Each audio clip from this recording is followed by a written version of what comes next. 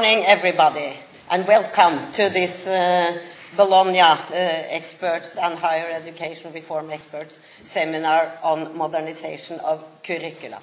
And it's a great pleasure for me to welcome you to University of Oslo, because this is the university where I graduated, and Oslo is my hometown. And I do agree with Doris. Of course, this is the most beautiful university in the world, and I'm totally neutral when I'm saying it, of course. But I want to thank University of Oslo. I want to thank Doris. I want to thank Anders for organizing this seminar. It's a great pleasure for us to cooperate with you. And I would also like to thank Unica, Chris, Eva and Giorgio and Brussels Education Services with Noelia and Kuhn for organizing it. It's always so perfectly done. And then I want to thank all of you for coming here today and for having these days together to discuss this challenging task on how to modernize curricula. And we are around, I think, around 160 people from almost 50 countries that will discuss the challenging things about modernizing study programs and how to design it for a diversified student population. And that's why Ruard and I, we have called our presentation for the challenges and expectations we have to the Bologna experts. And when we are addressing the Bologna experts, that's because that's our competences from the DG Education and Culture. We can just talk on behalf of the Bologna experts. But I've been discussing with Klaus, and of course, the messages we are sending here, it's kind of the same for the higher education reform experts. But of course, it is in another context. But the policy context, that's the same. And I would just like to underline that, since I'm talking on behalf of the Bologna experts, but I hope you will find that everybody here in this room will find some interesting topics. So what we are going to talk about, that's the challenges for higher education, and then we will place it in the bigger policy framework, and why we have established these national teams of Bologna experts. And then we're talking about Bologna experts, but we have also teams of higher education reform experts with almost the same tasks to do. And then we will, what kind of expectations, why we are doing these trainings, and then maybe we will come up with some conclusions. And if we don't have any conclusions, then maybe we can conclude when we are finished on the Tuesday. So, okay, let's get started. What's challenges for higher education today? All the challenges that we are mentioning here will be addressed in the upcoming communication from the European Commission on the modernization of higher education. This communication is expected to be published in autumn, in due course, before we have our next training for Bologna experts and higher education reform experts. So at the next training in October, we will dig deeper into challenges and modernization of higher education. But what we see as a big challenge today, that is widening access, participation of underrepresented groups in higher education. Because if you look at the profile of students today, guess what their parents have been doing. Most of students today have one or two parents with higher education attainment also. So we would like to see more students from underrepresented groups, untraditional learners like lifelong learners, second chancers. But we don't only want them to access and to start studying. We want them to finish with a degree too. And that's also a challenge for higher education. And therefore, we need modernization of curricula to more personalized study paths. So each student can study according to their skills and competences and learn according to that. And as Doris underlined, and I'm so glad you said it, Doris, higher education and what's happening at universities is not only about research. It's also about high-quality teaching. And that's part of being a university or being a higher education institution. And sometimes, when you look at the funding mechanism and when you look at the rankings, it seems like research is the thing for higher education institutions. But of course, you need high-quality teaching too. And this is a challenge for universities, how to balance this thing. And therefore, I was so glad when Doris was waving her arms and saying it's all integrated. Being a student today, studying and also preparing for a life outside universities, that means you need generic skills too, not only skills that is very subject-oriented. You need to communicate, you need language skills, you need to cooperate with others, and you need to be flexible in your approach. And these transversal, generic skills, that's something that universities also should teach their students. And this is feedback we get from employers. They say students should be more prepared for working life too. Of course, you need to learn to learn and also learn new things. It's also important with personal growth and active citizenship, but employability is important too, of course. Another challenge for universities and for curricula is the innovation part of it. We have the knowledge triangle about education, research and innovation, and the innovation part of the knowledge triangle need to be developed, and also to see the close connection between the three parts in the knowledge triangle. I continue with my challenges, and once more I have this bullet point on high quality education. And why I put it once more, because what's happening today? We see kind of massification that has been over the past 20 years, that higher education has opened up. Much more students today than 20 years ago. And that's very good and very important. But at the same time, we need high quality. And the one shouldn't exclude the others, but I just want to underline that, of course, this is a challenge for universities, this massification. We also see in many countries, even though you have graduated with a bachelor or with a master's, there are problems for many to get employment after graduation, and that's a challenge for universities. And that's why we also think that these kind of on-job placements are important, should be important part of the study programs. We are kind of in a European context, even though Tempus is far out from neighboring countries to the European countries. But what we hear and see, and our students, European students, they want to go and study abroad, and not only in a neighboring country. They want to go worldwide to study. And the world is getting smaller, or we are getting closer connected, and the international dimension of higher education is much more on the agenda today than it was 10 years ago. And international cooperation, we also want more learning mobility. We want more of our students to go to another country and study.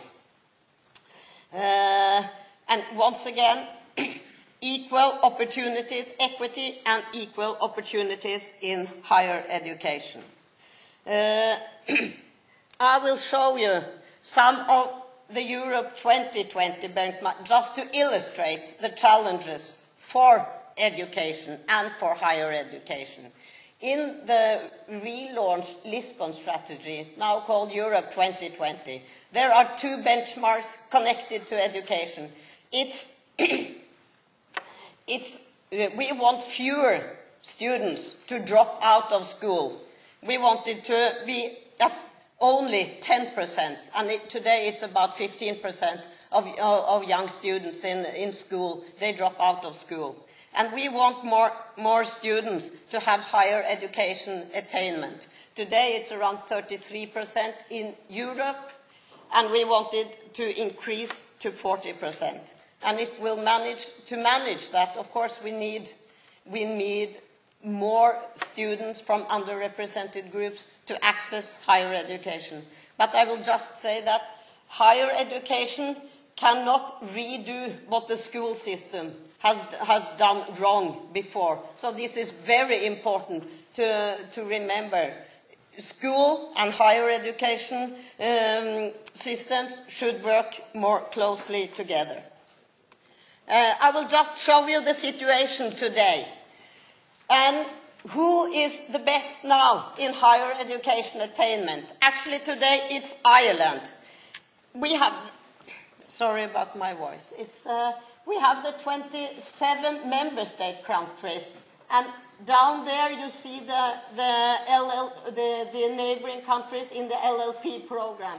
And if you look at this, Norway is number 2, and since I'm completely neutral and partial, I just want you to point out that fact, that you see Ireland, well, 50% of the 30 years old do have higher education attainment. But I would also like you to draw, and I'm sorry, I just have the figures for LLP countries. I just want you to draw the attention to, if you look at the light blue, that was 10 years ago. And this figure really shows the massification, what has happened over the last 10 years. So many more accessing higher education, and not actually accessing, but also graduating. But this figure also shows that some countries, they are almost there at the benchmark, and some countries really have challenges. And that means I got some colleagues to make this graph for me, and it shows that if we continue the development, we will manage to reach the benchmark of 40% of young people in Europe with higher education attainment. But it's not sure that all countries will, Europe as such. And therefore this is not only a European issue, it is a national matter too. So it's very important that countries are working on their widening access policies. And all LLP countries and member states, each year they have to report to the European Union, European Commission, how they are doing on this access and for improving access to higher education. Okay, now I illustrated some of the challenges and the policy context. The graphs I showed you, they are from the Europe 2020, showing where Europe wants to go over the next 9 years. It's very important strategic framework and working document for us. And it's, when it comes to higher education, it's also underlining the importance of learning mobility and of turning universities into lifelong learning institutions. You're not only learning when you are from 18 to 25. It should be a lifelong experience. The Bologna process, of course, is very important for us all. That's why we're here, reforming higher education in Europe. And the Bologna process, they now have this benchmark. We want 20% of the graduates to have a learning experience abroad. And the Commission, we have just published a staff working document that we really underline and push. We want more people to go on mobility abroad. And of course, we are supporting this 20% benchmark.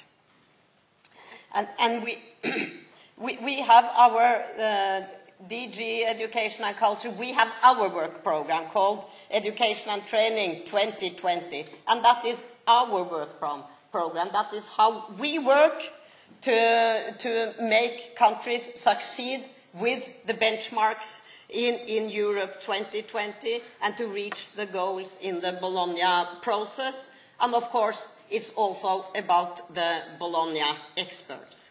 And now we're working on the modernization communication of higher education, which we will discuss in Lisbon this autumn. And what are our tools? Well, what are we doing? How could we add a European dimension to this when education and higher education is national competences? Well, our member states, they have told us they want to continue with the open method of coordination. That's learning from each other, learning from best practices, see what other countries are doing to increase access to higher education, to increase the numbers of students going on learning mobility. So we are continuing, and we have one thematic working group under the open method of coordination called Modernization of Higher Education, and about 25 countries from LLP countries take part in these peer learning activities under the open method of coordination. And of course we have other programs, and in the lifelong learning program we have this special project on Bologna experts. And of course, I didn't mention it, but Klaus will afterwards, the Tempus program, where the higher education reform experts play an important role for succeeding in modernizing higher education. And we have several transparency tools. Mr. ECTS, and he is sitting here, and I hear maybe he will do something on the open space tomorrow. It's very important for international cooperation that we know what other countries are doing and that we can compare. And on the 9th of June, I think it's in one week time, we will launch this multi-rank system that will give more information what's going on in higher education. And I saw, Doris, you were using this Shanghai ranking, and we hope that this new multi-rank tool will have a diversity of input. So it's not only about how many Nobel Prizes you have, but it's also about international cooperation, student-teacher ratio, and things like that. So, the European Commission, we want to play a facilitating, agenda setting and benchmarking role. Also, when it comes to how to organize and coordinate the national teams of Bologna experts. But of course, we kind of playing a policy role, and then it's up to the national agencies how they organize their national teams of Bologna experts.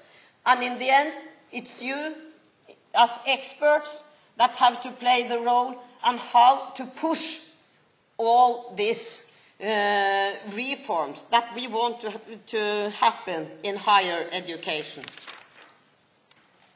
So, we have national teams of Bologna experts, and I think I will leave the floor to my colleague, Ruard.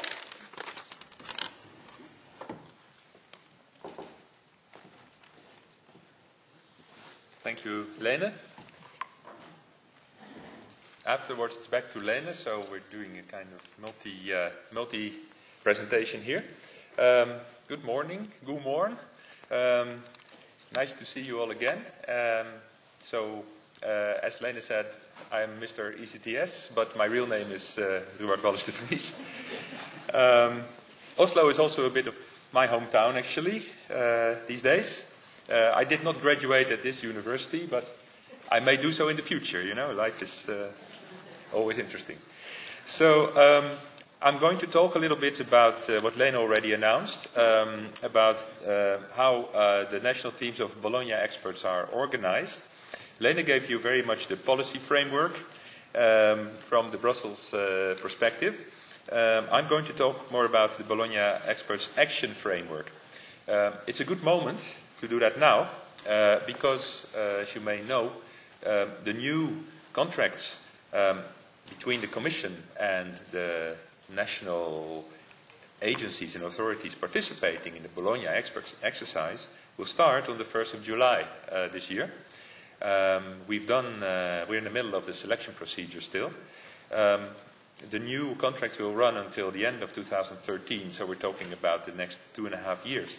As Lene said as well, I will be talking mostly about the lifelong learning program countries, so apologies to the Tempus colleagues, but I know that Klaus will follow us with the Tempus perspective.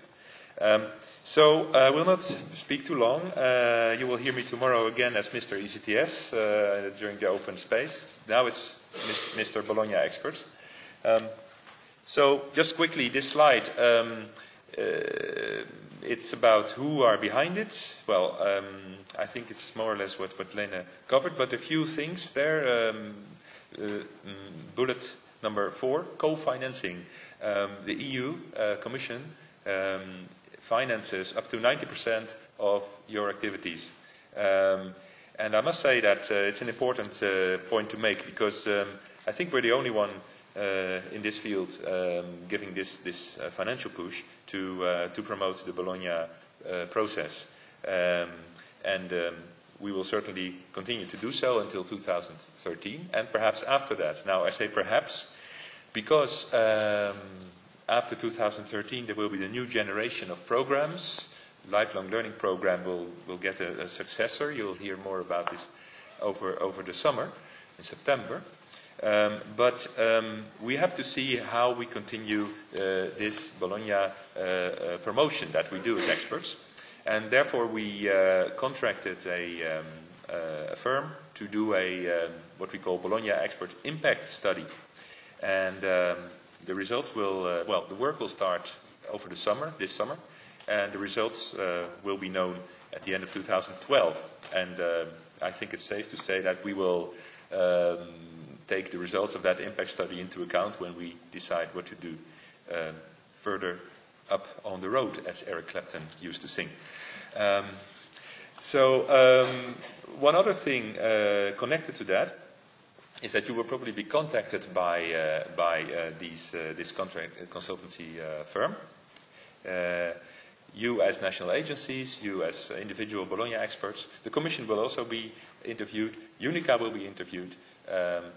And it's an important exercise. Interviews on what have been the results, what has been the impact since we started the exercise indeed in 2004. So I'll walk you a bit through the document that we call the invitation to submit. It's like a call for tender, really. And it looks just like any other Commission document. Nothing interesting to see about this one. But it's an important one. It's the document that national agencies have to react to, have to apply under, if they want to have a team of national Bologna experts. Not all countries do so. There are a few who do not participate, either for internal reasons, for political reasons even, or just because they see no need. But I'm happy to say that there's only 2 this year that don't participate. I also have to be clear about the fact that it is an exercise where there's no competition. There's a pot of money, let's say, for every country participating in this exercise, provided that the application respects the rules of this invitation to submit. So quickly now, because I see we're running a bit late.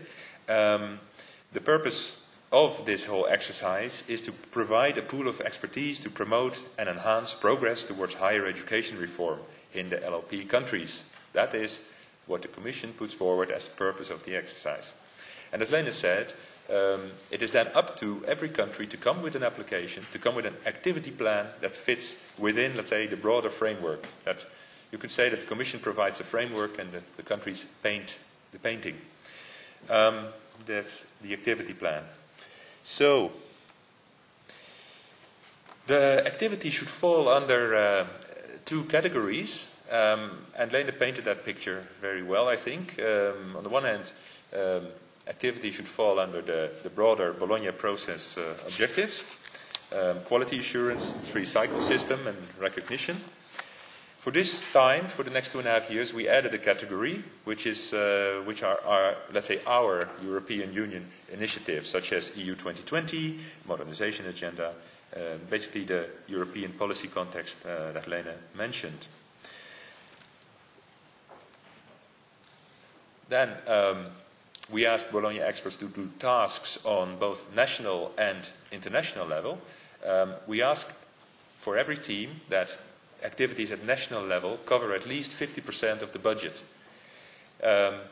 We really like you and want you to do seminars and to go to international seminars, but that should not be your core activity. Your core activity is in your own country to promote the Bologna process and also to advise on policy matters. Priorities at national level are very much the recognition chapter, ECTS, diploma supplement, learning agreement, other tools for recognition, assistance in setting up the national qualification frameworks. For most countries, that's the case. They're in the process of setting it up. And also assistance to institutions who set up their own quality assurance system. There you see already that the work of a Bologna expert at national level should be a mix of, let's say, advice, promotion on the one hand, and on the other hand, a policy input as well.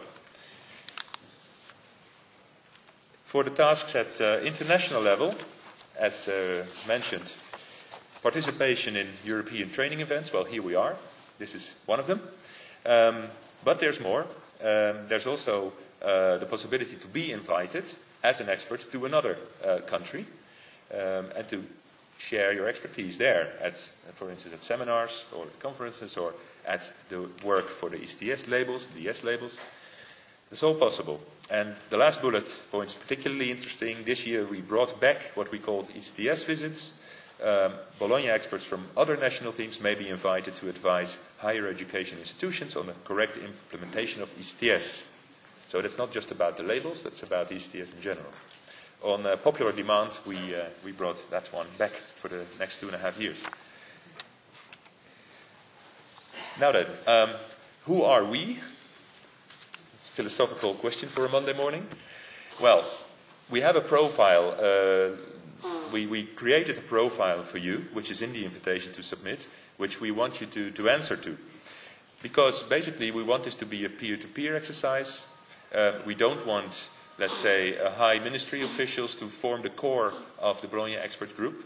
We want them, we give them the possibility to be there, but we want basically to be a team, to have national teams which have a peer-to-peer profile. So in other words, you can think about vice rectors, you can think about deans, you can think about senior academics, directors of studies, international relations officers, and students as well, not to be forgotten. As a condition, we put at least one student per national team.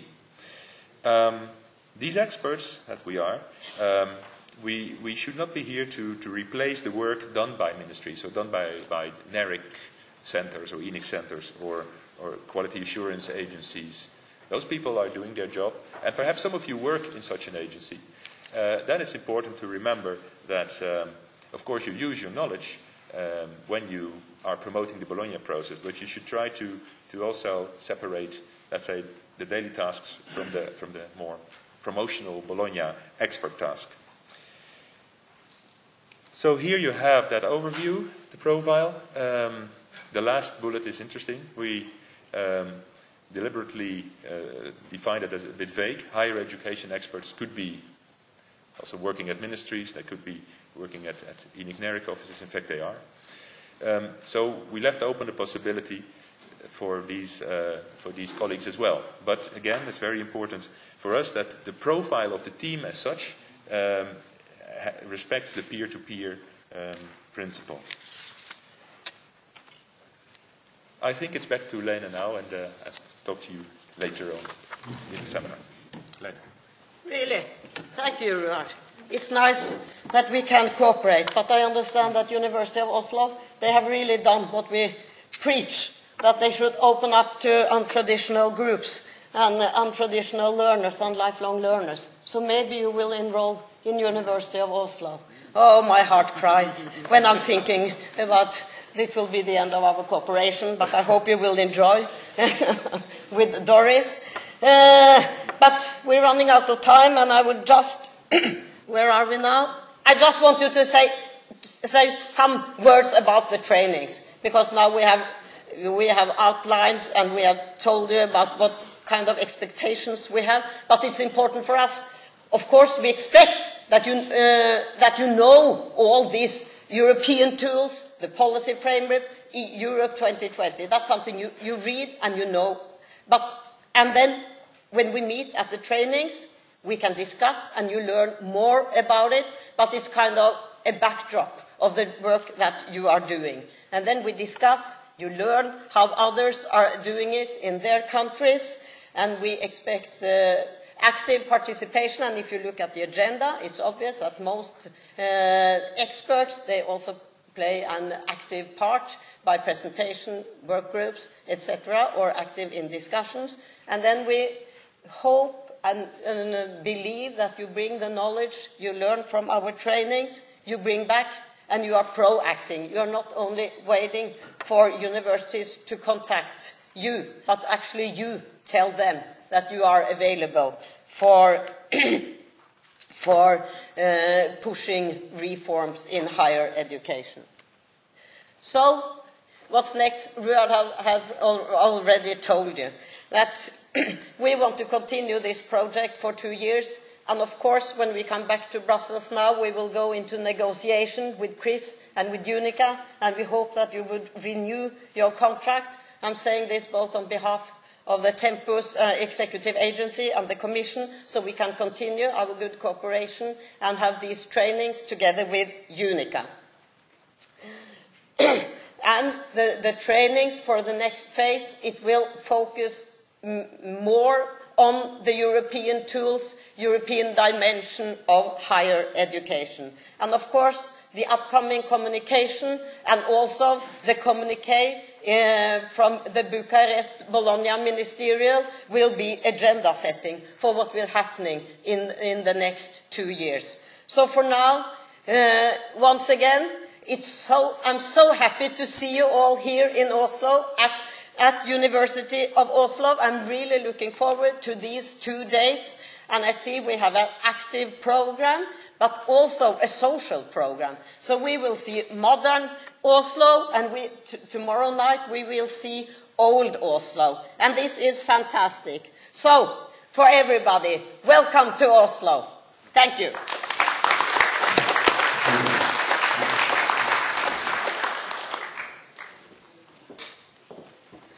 Thank you very much, Lene and Ruard. And may I now ask